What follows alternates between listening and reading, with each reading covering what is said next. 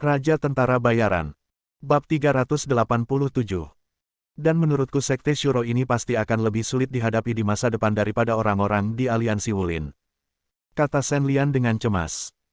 Setelah Sekte Shuro mencapai pencerahan melalui pembunuhan dan pemberantasan kanker di 8 sekte besar, siapa yang tahu jika akan ada orang yang berhasil mencapai pencerahan. Ketika saatnya tiba, ekornya tidak akan hilang, dan jika cabang ke-9 dilawan oleh Sekte Shuro, dunia seni bela diri Tiongkok akan hancur. Sun Tua seharusnya mengetahui hal ini di dalam hatinya. Mengenai apa yang dia pikirkan, aku khawatir aku hanya bisa mengetahuinya jika aku bertanya kepadanya secara langsung. Pada titik ini, Chen Jinhua tidak bisa lagi duduk diam. Sun Lutang tatap muka tentang pertanyaan-pertanyaan ini. Magang, sesuai instruksi Sun Lutang, kamu akan pergi ke barat daya malam ini. Wu Yilian dan Zhao Hongyu sudah menunggumu di sana. Aku akan pergi ke ibu kota sekarang dan bertanya dengan jelas kepada Sun Lutang. Apa yang harus kamu lakukan dalam perjalanan ini bersama Ning Xuang dan yang lainnya? Hati-hati. Pengaturan penting. Sun Lutang tentu saja tidak hanya meminta Shen Lian untuk melakukan apa yang disebut resepsi penuh, tetapi hampir pada saat yang sama ketika Ning Xuang tiba di kota Tianhai, perintah tugas dari markas besar ibu kota datang. Turun. Begitu cepat. Shen Lian berkata dengan terkejut. Tuannya kadang-kadang merasa tidak nyaman. Dia tidak memberitahunya apa yang harus dia lakukan sampai dia mengatakan semuanya sekaligus. Awalnya aku tidak ingin kamu pergi, tapi sekarang masalahnya agak besar. Aku tidak bisa menahan Sun Tua, jadi kamu bisa sedih lagi. Chen Jinhua menepuk bahu Shen Lian dan pergi terburu-buru. Faktanya, Chen Jinhua mengatakan yang sebenarnya. Selama periode ini, dia juga sangat sedih dan selalu membuat murid-muridnya merasa dirugikan. Kali ini, dia awalnya ingin memberi hambatan pada Sun Lutang untuk menunda usahanya selama beberapa hari. Tapi ini telah berubah sekarang. Dia mendapat ide dan memutuskan untuk membiarkan Shen Lian bekerja sama terlebih dahulu meskipun dia tidak mengetahui rencana Sun Lutang sekarang. Shen Lian selalu menjadi orang yang memiliki pemahaman yang kuat tentang situasi secara keseluruhan. Sekarang segala sesuatunya tampaknya melibatkan arahan seluruh dunia seni bela diri Tiongkok. Shen Lian tidak lagi menganggap entengnya. Setelah menyaksikan tuannya pergi, Shen Lian pergi mencari Li Xiaoxiao. Ini adalah nomor telepon unit kami. Li Xiaoxiao, yang mengetahui bahwa Shen Lian akan menjalankan misi, telah menyiapkan segalanya. Sebelum Shen Lian dapat berbicara, Li Xiaoxiao memberi Shen Lian semua peralatan yang diperlukan yang dia butuhkan. Dapatkan dia. Ponsel yang khusus disediakan oleh Departemen ke-9 ini sangat kuat. Ia memiliki semua fungsi yang seharusnya dimiliki oleh tubuh kecil. Ini beberapa tingkat lebih baik daripada ponsel yang dikembangkan oleh iblis di neraka. Tidak mungkin, inilah kekuatan negara. Tidak peduli seberapa baik perkembangan hantu jahat di neraka, tidak ada cara untuk membandingkannya dengan negara yang sangat besar. Selain ponsel, Shen Lian juga menerima seragam tempur dan satu set ramuan khusus untuk prajurit. Meskipun Shen Lian adalah pemilik ramuan besar, itu adalah inventaris pribadi dan dia masih bisa memberikan apa yang seharusnya dia miliki untuk misi. Membawa beberapa barang yang diperlukan, Shen Lian pertama-tama berlari ke halaman untuk mengucapkan selamat tinggal kepada Qiu Yue. Sebelum pergi, dia tidak lupa mengenakan baju besi lembut rantai bintang yang baru saja dia dapatkan. Kemudian dia menyusul Ning Xuang dan kelompoknya dan menuju ke barat daya. Tidak ada kata-kata sepanjang perjalanan. Setelah turun dari pesawat, Shen Lian melihat Wu Yilian dan Zhao Hongyu yang sudah lama tidak terlihat. Siapa ketiganya? Wu Yilian dan Zhao Hongyu memeluk Shen Lian dengan antusias, dan kemudian Zhao Hongyu memandang Ning Xuang dan yang lainnya dengan bingung. Karena mereka jauh dari rumah selama periode ini, Zhao Hongyu dan yang lainnya tidak terlalu paham tentang masalah seputar Sekte Shuro. Mereka juga dari divisi ke-9 kita. Shen Lian memunggungi Ning Xuang dan yang lainnya, dan berkata dengan acuh tak acuh sambil mengedipkan mata pada Zhao Hongyu dengan putus asa. Untungnya, Zhao Hongyu bereaksi dengan cepat. Melihat perilaku Shen Lian, dia mungkin menduga bahwa orang-orang ini bukan miliknya. Oh, kalau begitu hubungannya bagus. Ada kekuatan dalam jumlah. Ayo, kita ke hotel dulu. Zhao Hongyu berkata dengan sopan, lalu memimpin jalan, memimpin Shen Lian dan yang lainnya ke hotel tempat mereka sedang menginap. Kudengar ada sekelompok gangster di sini. Mereka semua sangat terampil. Tahukah kamu di mana mereka sekarang? Ayo kita bunuh mereka secara langsung dan selesaikan masalahnya. Hotel. Haha, Akan lebih mudah jika kita tahu di mana mereka berada. Memikirkan mata Shen Lian sebelumnya, Zhao Hongyu tidak mengatakan yang sebenarnya kepada Seng Zi, tetapi hanya membicarakannya dengan santai. Mendengar apa yang dikatakan Zhao Hongyu, jejak ketidakbahagiaan terlihat jelas di wajah Seng Zizhen. Dia ingin bertanya lebih banyak, tetapi dihentikan oleh Ning Xuang dengan lambaian tangannya. Shen Lian, apa yang terjadi? Ketika mereka tiba di hotel, Zhao Hongyu meminta Wu Yilian untuk mengatur Ning Xuang dan yang lainnya, sementara dia menarik Shen Lian kembali ke kamar dan bertanya. Shen Lian tidak menyembunyikan apapun dari Zhao Hongyu, jadi dia memberitahunya seluk-beluk sekte Shuro yang dia tahu. Zhao Hongyu kagum ketika mendengar ini. Dua dari mereka telah memasuki alam halus. Tidak heran mereka begitu keras dan ingin membunuh mereka secara langsung ketika mereka membuka mulut. Tapi itu tidak benar. Zhao Hongyu pertama kali menghela nafas pada kekuatan Seng Zizhen dan orang lain, dan kemudian menyadari ada yang tidak beres. Ini hanya bandit di barat daya. Apakah layak mengirim dua master yang telah mencapai alam halus? Zhao Hongyu pantas menjadi respon cepat. Dia langsung ke pokok permasalahan hanya dengan satu pertanyaan kebutuhannya bukanlah pertanyaannya.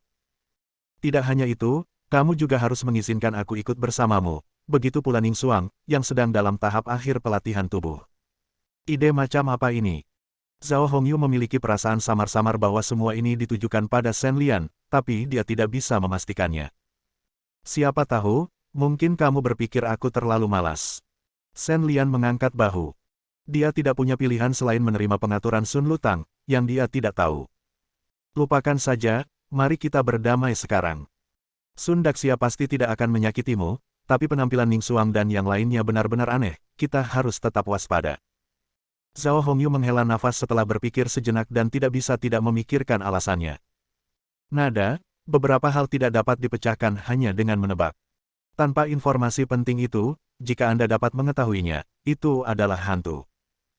Tapi itu tidak masalah karakter Ning Xuang dan yang lainnya pasti cenderung dia punya tujuan lain, tapi saya yakin dia tidak akan melakukan sesuatu yang terlalu keterlaluan. Abaikan mereka untuk saat ini, apa yang terjadi dengan kelompok gangster itu? Shen Lian mengangguk, menyetujui ide Zhao Hongyu, dan kemudian bertanya tentang target misinya. Zhao Hongyu tidak mengatakan apapun sebelumnya di dalam mobil, tetapi Shen Lian tahu bahwa dia pasti memiliki informasi langsung. Gelombang orang ini tidak teridentifikasi. Mereka pertama kali ditemukan selama operasi anti-narkoba di perbatasan barat daya. Saat dia berbicara, Zhao Hongyu mengeluarkan telepon khususnya, menyalakan sistem proyeksi, dan memutarnya untuk Shen Lian di dinding. Semua informasi yang dia kumpulkan. Bab 388. Seperti yang kita ketahui bersama, perbatasan barat daya tidak pernah menjadi tempat yang damai. Terletak di hutan primitif, jauh di pegunungan dan di hutan barat daya yang panjang jalan. Menyembunyikan dosa yang tak terhitung jumlahnya. Yang paling dibenci di antara mereka adalah para pengedar narkoba yang merajalela. Untuk melarang para pengedar narkoba yang dapat menjual semuanya demi keuntungan, militer dan polisi Tiongkok telah memutar otak mereka. Di bawah tindakan keras yang sangat kuat, para pengedar narkoba di perbatasan barat daya tidak lagi berani untuk terus merajalela, dan sebagainya kegiatan kriminal diam-diam dipindahkan ke bawah tanah. Dalam keadaan seperti itu, sebuah pos militer tidak jauh dari gerbang negara tiba-tiba kehilangan kontak, hal ini membuat takut para personel militer. Saat aparat tentara sampai di pos jaga, semua orang dibuat terpana dengan pemandangan di lokasi kejadian. Di sebuah penjaga, lebih dari 20 tentara bersenjata lengkap masih hidup. Hal yang paling membingungkan adalah tidak ditemukan reaksi asap di tempat kejadian, dan senjata api di tangan tentara yang tewas tidak ditembakkan, dan posisi jenazahnya sangat berantakan, dan terlihat jelas telah dipindahkan. Laporan investigasi di tempat segera diserahkan ke markas militer.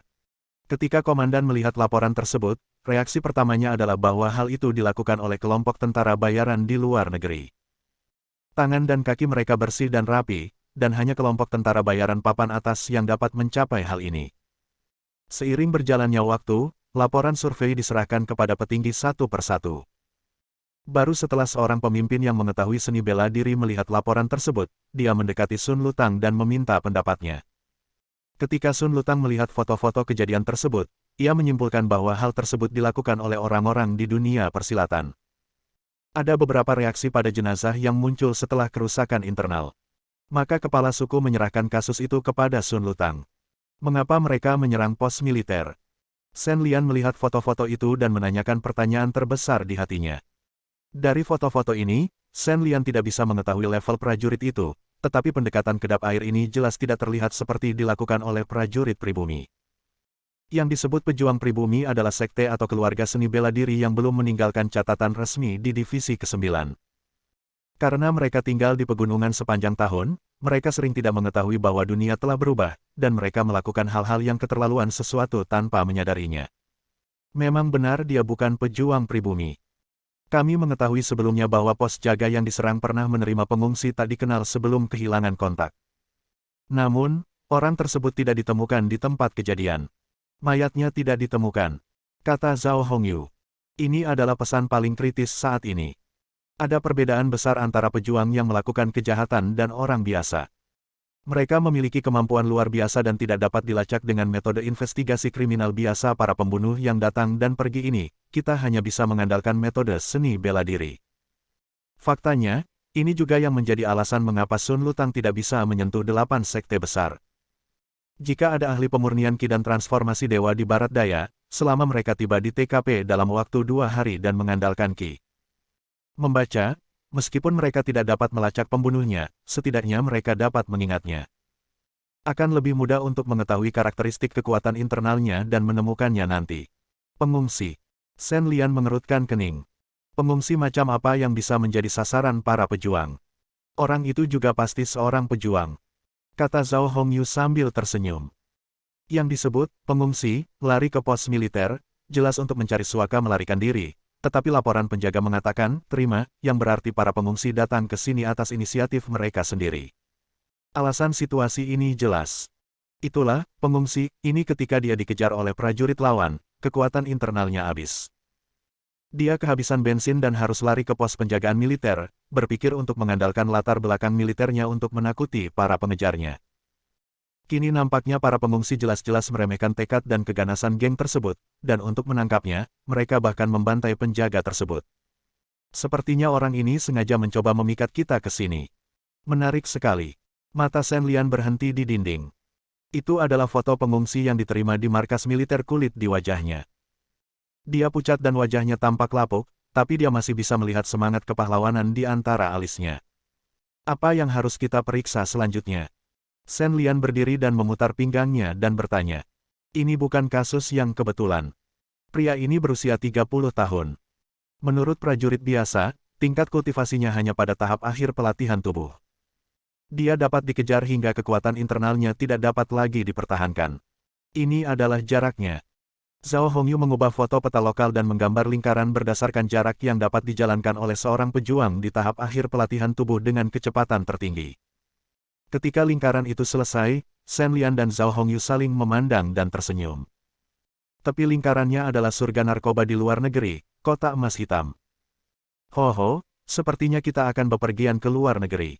Shen Lian tertawa. Shen Lian tidak asing dengan kota emas hitam. Sebagai pemimpin hantu jahat di neraka, Shen Lian telah mengunjungi tempat itu lebih dari sekali. Tapi setiap kali dia pergi ke sana, itu dengan tujuan membunuh dan membunuh serta melakukan misi, tapi saya tidak terlalu bersenang-senang dengannya. Ayo kita pergi dan melihat. Dengan 2 orang pembantu yang telah mencapai alam halus, tidak perlu banyak usaha untuk menjungkir balikan kota emas hitam. Selama mereka masih memiliki prajurit di sana, kita bisa menangkap mereka semua. Zhao Hongyu mengangguk. Setelah itu, dia pergi mengatur semua urusan untuk pergi ke kota emas hitam. Keesokan paginya, Shen Lian dan kelompoknya berkendara di jalan menuju kota Heijin. Di dalam mobil bisnis mewah 7 tempat duduk yang baru dibeli, Zhao Hongyu mengemudi, Shen Lian duduk di kursi penumpang, Wu Yilian dan Ning Xuang duduk di barisan tengah, dan 2 pengawal yang telah mencapai tingkat terendah berada di belakang. Nona Ning Xuang, apakah Anda pernah tinggal di Sekte Shuro sejak Anda masih kecil? Dalam perjalanan, Shen Lian memecah keheningan dan mulai mengobrol dengan Ning Xuang. Tidak. Saya bersekolah di ibu kota ketika saya masih sangat muda, kata Ning Xuang dengan tenang. Oh, maka masa kecilmu cukup bahagia. Shen Lian menghela nafas. Di matanya, bisa hidup seperti orang normal sebagai seorang anak dianggap bahagia. Memang benar, memikirkan saat teman-temannya belajar di ruang kelas yang nyaman dan hangat, sementara Shen Lian berada di medan perang dengan mayat, orang-orang biasa lebih bahagia apapun yang terjadi. Aku lebih baik darimu.